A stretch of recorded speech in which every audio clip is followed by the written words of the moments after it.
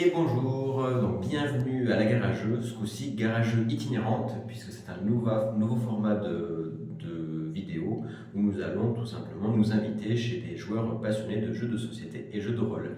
Et aujourd'hui, pour cette première session, nous allons chez Maxime à Caumont-sur-Durance. Donc la locomotive est arrivée à bon port.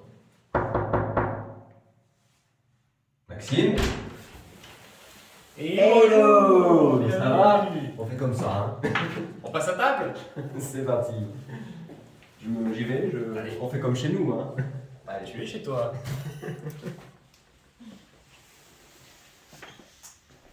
Et ben super, très heureux que tu nous reçoives aujourd'hui, et puis du coup pour cette première émission de la Garageux itinérante.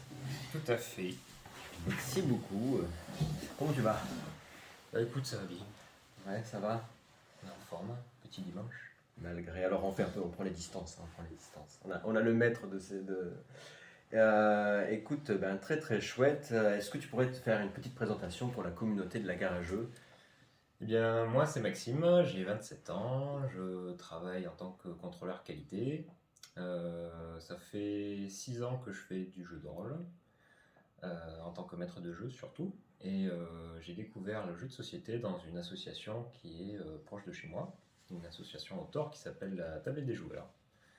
Donc j'ai eu l'occasion de découvrir certains individus, dont mon cher Gabriel. On s'était rencontrés sur du jeu de rôle justement. Oui, c'est ça. c'était toi le maître de jeu pour le coup.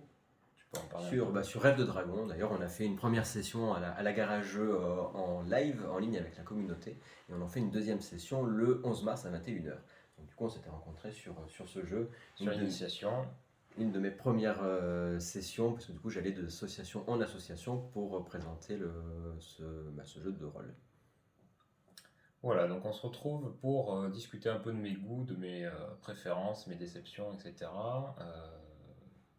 On vous a présenté un petit peu Diceforge ici, sur la table, donc qui est un jeu édité par Libellude. Le créateur, c'est Régis Bonessé et l'illustrateur, c'est Parude. Manuel. D'accord. Alors, en tout cas, le plateau est très très chouette. Moi, j'y ai fait quelques parties. J'avais pas l'extension, parce que là, donc, du coup, tu proposes l'extension en plus. Et là, C'est ça. c'est un jeu, il me semble, qui a assez accès famille, parce qu'on peut y jouer à partir de 7-8 ans, hein. Très accessible. C'est Oui. comme style de jeu, qui est très très beau au niveau du matos d'ailleurs. Oui, le matos est excellent, les règles sont très bien expliquées, c'est assez concis. Ça peut faire un peu peur parce qu'il y a beaucoup de petites pièces qui peuvent se perdre, mais une fois installé, c'est très très joli, c'est efficace. Et- On a le coin du sanctuaire avec les jardins ici. L'extension rajoute la petite boîte avec soit le labyrinthe de la dièse, soit le concours des faveurs, ici présent.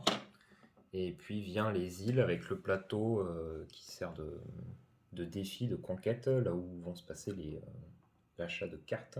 Alors c'est pas du deck building, c'est Dice Forge, donc c'est du dice building. On va modifier les faces de dés en achetant des nouvelles faces, donc soit dans le sanctuaire, et on peut choisir de les mettre où on veut. Donc on enlève une face, tout simplement, et on remplace avec la nouvelle. C'est comme ça qu'on va optimiser du coup nos dés. On en a que deux, hein, durant la On partie. a 2 dés, on peut choisir des stratégies. Il y en a qui font solaire et lunaire sur les 2 dés différents. Il y en a qui en optimisent un et qui essayent de mettre par exemple des x3 sur l'autre pour augmenter les ressources. Il faut savoir qu'à chaque fois que ça vient autour d'un joueur, on lance tous nos dés. Donc on cumule les ressources comme ça sur notre petit plateau, on les compte. Et quand ça vient notre tour, c'est l'heure de les dépenser, tout simplement. Alors, ce qui est très sympa d'ailleurs dans ce jeu, c'est que du coup, on joue entre guillemets tout le temps. C'est-à-dire que tu n'as pas trop de temps mort. Même quand on joue à plusieurs autour de la table, tu n'es pas en train de te dire qu'est-ce qu'ils font les autres. On va quand même, comme on lance Oui. les dés, on peut à chaque. Il n'y a pas de. Voilà. On va tout le temps faire des actions, entre guillemets, faire des actions. On va du coup bouger des ressources à chaque fois qu'il y a quelqu'un qui doit jouer. Donc, ça, c'est vraiment très sympa comme concept. Globalement, une très grosse rejouabilité, donc que ce soit au niveau des stratégies ou au niveau des cartes mises en place. Donc là, je ne le montre pas, mais il y a tout un tas de cartes qu'on peut changer dans chaque ressource. Donc ça, c'est pas mal, on peut les intervertir. Et en plus, l'extension rajoute encore des cartes avec une sorte de spécialisation pour les 2 nouveaux modes de jeu, le labyrinthe de la déesse et cours de faveur. On peut jouer jusqu'à Jusqu'à 4 joueurs. Il y a un mode solo qui est prévu dans la boîte de base ou pas du tout Non. pour la communauté qui fait beaucoup de jeux solo.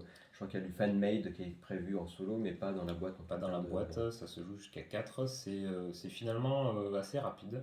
Ouais, tu comptes combien de temps par partie C'est 9 tours à 2 ou 4 joueurs ou 10 tours à 3 joueurs. D'accord, ça fait quoi des Sachant parties qu'on de 3 quarts enchaîne, d'heure voilà. Oui, c'est ça. D'accord. Oui. Il faut compter une mise en place, quand même, assez important. Oui, j'ai vu. Ouais, d'accord. Ouais. Et sauf que du coup, dans les cartes que tu récupères, il y en a qui sont en one shot, qui servent qu'une seule fois, et tu en as d'autres qui vont servir tout au long de la partie. Il y a 3 types de cartes, donc les effets immédiats, et après on retourne la carte, on considère qu'elle est faite. Voilà. Il y a les effets qui reviennent à chaque tour, qui sont signalés par des engrenages. Donc là, à chaque fois que c'est au début de notre tour, on peut choisir de les activer dans l'ordre qu'on leur souhaite.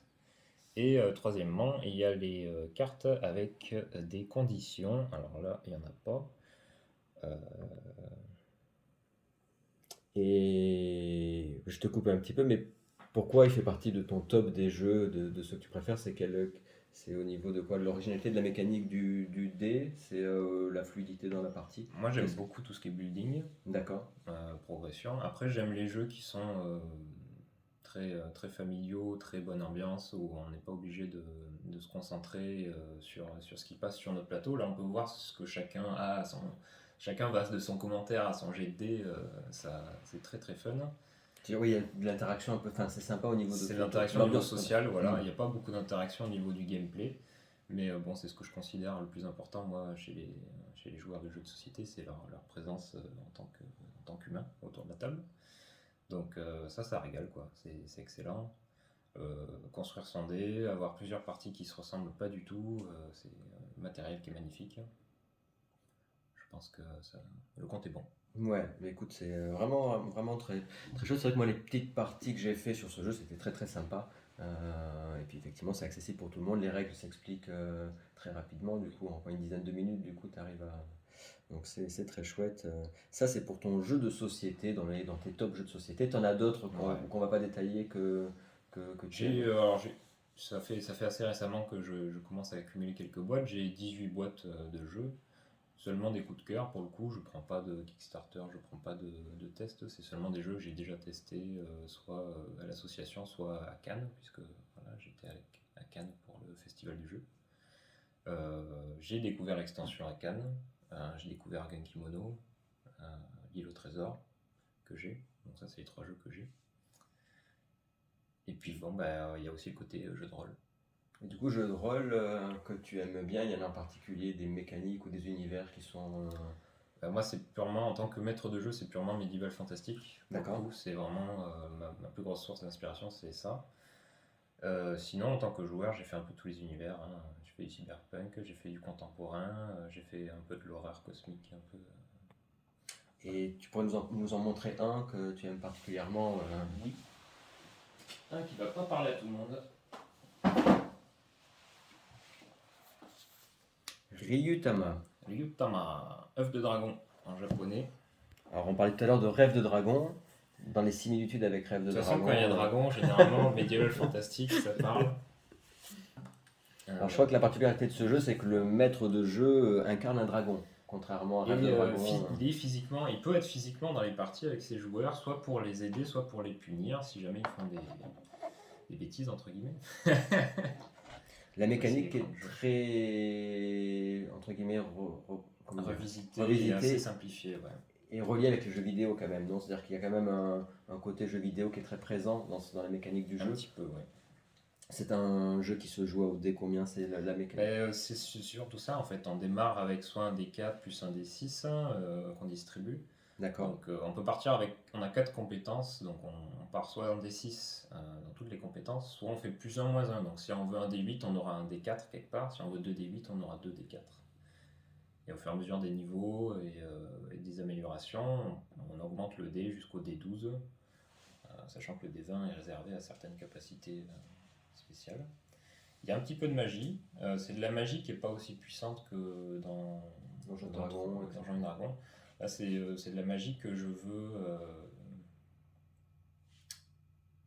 intéressante pour les scénarios, intéressante pour le social, pour l'interaction avec les personnages du monde qui nous entoure. dans la magie de printemps, il va y avoir beaucoup de séduction, beaucoup de faire pousser des fleurs, entendre, pouvoir communiquer avec les arbres, ce genre de choses. Il n'y a pas de... C'est Il y a plutôt. quelques sorts offensifs, hein, mais c'est vraiment pas la majorité du panel, quoi. Et dans le livre de base, il y a déjà pas mal de scénarios où les scénarios sont à part.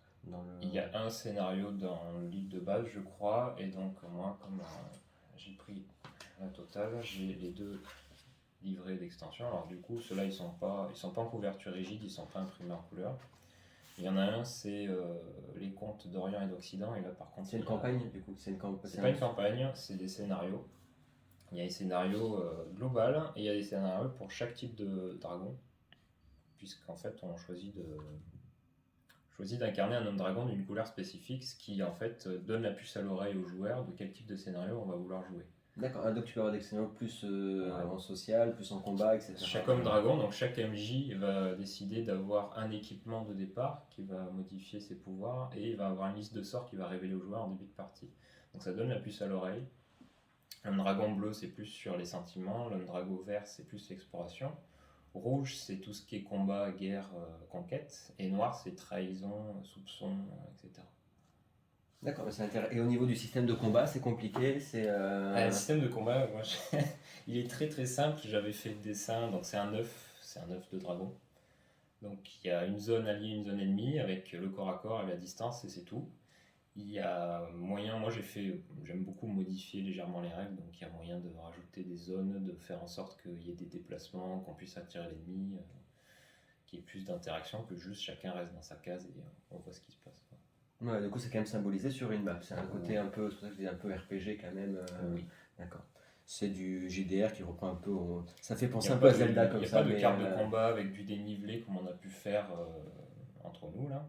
Là c'est vraiment un œuf de combat où on voit qui on peut taper et c'est tout, D'accord. de base. Mais c'est très intéressant. Je pense si ça vous plaît, parce que comme je fais des sessions jeux de rôle à la garage une fois par mois, là on fait une deuxième session donc sur Rêve de Dragon. Et pourquoi pas, si tu voulais être invité pour une session Ryutama et Bien volontiers. ça pourrait être très très sympa. Écoute, avec plaisir. Avec un homme dragon noir alors. Pourquoi donc ça fait quoi l'homme de dragon noir? Écoutez, ouais, pourquoi pas, avec plaisir. En tout cas, vous me le direz en commentaire hein, si jamais ça peut vous intéresser. Sachant que là aujourd'hui, c'est la première fois qu'il y a une vidéo non live à la gare à jeu, donc c'est une première. Vous me direz aussi ce que vous en pensez. Et c'est un jeu de rôle qui se veut simplé, qui vend pas du rêve a priori, mais c'est très bon enfant et bonne humeur. Et moi, c'est ce que je recherche. À découvrir en tout cas un peu plus profondément la gare à jeu si vous êtes intéressé, comme d'ailleurs aussi Diceforge évidemment si jamais vous voulez voir un let's play. Pour faire un peu l'avocat du diable, est-ce que tu pourrais nous dire un des jeux de ta ludothèque que tu aimes le moins? Ouais. Et pourquoi, ou si tu as été un peu déçu on va dire du jeu et les raisons? Ça me peine parce que ça aussi c'est un building. Alors vous allez croire que j'ai que ça. Mais voilà. Donc vous connaissez surtout Star Realms, qui est très connu, la version Medieval Fantastic Hero Realms, qui est un deck building classique où on a des ressources, on achète des cartes, on les pioche, on les joue pour gagner plus de ressources, etc. Le principe des Star Realms et Hero Realms, c'est qu'on a chacun nos points de vie et quand on a de l'attaque sur les cartes, on choisit de les distribuer chez nos voisins pour péter leurs cartes ou péter leurs points de vie. Donc c'est comme ça que ça se passe dans le jeu de base et ça fonctionne, c'est correct, mais très déçu par la deuxième boîte qui est la boîte campagne. Alors le jeu de base, si je dis pas de bêtises, ce qui est sympa c'est qu'on peut jouer à la fois en solo, à la fois en coop contre des boss et on peut jouer aussi en versus. C'est la campagne. Qui se fait tout ça. Ah oui. Dans le jeu de base, c'est juste les uns contre les autres. C'est juste deck building, ouais. Donc les uns contre les autres. Ouais. D'accord. C'est vrai qu'après, du coup, j'avais vu qu'on pouvait jouer ou en solo, ou en coop, ou en versus. Donc il y a quand même, une fois qu'il y a l'extension. C'est la première campagne, sachant que moi, j'ai pas les boss. Il y a les boss aussi. Il y a la liche et le dragon. Et les qui se jouent en coop, pour le coup. Là, c'est vraiment, on a un boss, il a tant de points de vie, on essaie de le descendre avant qu'il nous tue tous. La campagne, c'est un peu le même principe, sauf que on va progresser. On va acheter des cartes au cours de la partie, mais à la fin, on les perd toutes, sauf celles qui sont des legs, quoi, qui sont des ressources qu'on a par rapport à notre personnage. Il y a le guerrier, le voleur, la prêtresse, voilà, le grand classique. Chacun a son style de jeu. Parce moi, on m'avait conseillé, j'avais dit oui, je cherche un deck building où il peut y avoir de l'évolution de personnages et où on peut jouer longtemps avec des personnages qui évoluent, mais je suis pas sûr que les personnages évoluent tant que ça et qu'ils aient vraiment énormément de cartes qu'on C'est rajoute ça. dans leur deck de scénario en scénario, ça Je reste suis quand même assez d'accord. limité. Je suis d'accord, puisque on gagne finalement des cartes permanentes, on en gagne qu'une ou deux par boss, D'accord. sachant que parmi les deux qu'on gagne, il y a un consommable, tu vois. Donc, Et du coup, ta déception, c'est par rapport au quoi? C'est sur le fait qu'on ait peu d'amélioration ou que ça soit assez injuste et punitif comme. moi, j'ai trouvé frustrant dans le sens où on gagne assez peu par rapport au nombre d'essais qu'on fait parce que les boss deviennent de plus en plus difficiles. Et pour l'avoir testé à 2 ou 3 joueurs, je le trouve vraiment compliqué, quoi. Si ça se passe pas parfaitement bien au niveau des tirages, il n'y a aucune chance qu'on y arrive, quoi. D'accord. Ouais. Donc c'est particulièrement punitif comme jeu, C'est malgré assez le punitif, fait. hein. Ouais. Parce que comme ça, il est quand même vendu comme un jeu très accessible. Enfin, c'est du deck Ah, les building petites boîtes, accessible, la petite boîte. la petite boîte les règles qui sont- sympathique, mais non, Mais c'est pas sympathique. c'est bien aussi, de temps en temps, de parler aussi des choses que l'on aime Déception, moins. bah, vraiment déçu Et, parce que j'y attendais. Enfin, et la petite larme. comme toi, en fait, j'attendais à avoir de la Comme moi. progression intéressante et qui me donne envie d'y rejouer, mais en fait, après avoir joué 6-7 fois, terminé, quoi. D'accord, et oui. Et oui. Mais il faudra. Je le Mais testerai. ça peut durer longtemps, hein.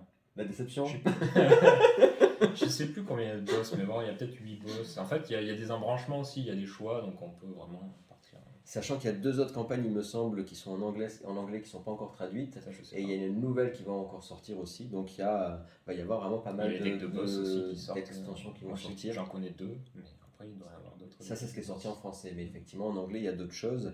À voir si avec les prochaines campagnes, ça c'est plus équilibré ou comment, effectivement. Est-ce qu'il faut un certain nombre de personnages, de héros, de Il classes y a ça aussi. qui Mais combinent bon, c'est aussi difficile de se retrouver avec les mêmes personnes tous les X jours. Déjà, pour le jeu de rôle, c'est compliqué. Et oui, tout à fait. Écoute, merci beaucoup déjà pour un peu cette présentation, cet avis de joueur, etc. C'est très très heureux d'avoir été invité aujourd'hui. Moi, je vous propose de finir cette petite émission avec un petit tour, parce que du coup, on est à Condom-sur-Durance, donc ça serait dommage de venir vers chez toi et de pas au Petit moins. village du Vaucluse, donc il n'y a pas grand chose à voir, mais on va aller voir les jardins romains.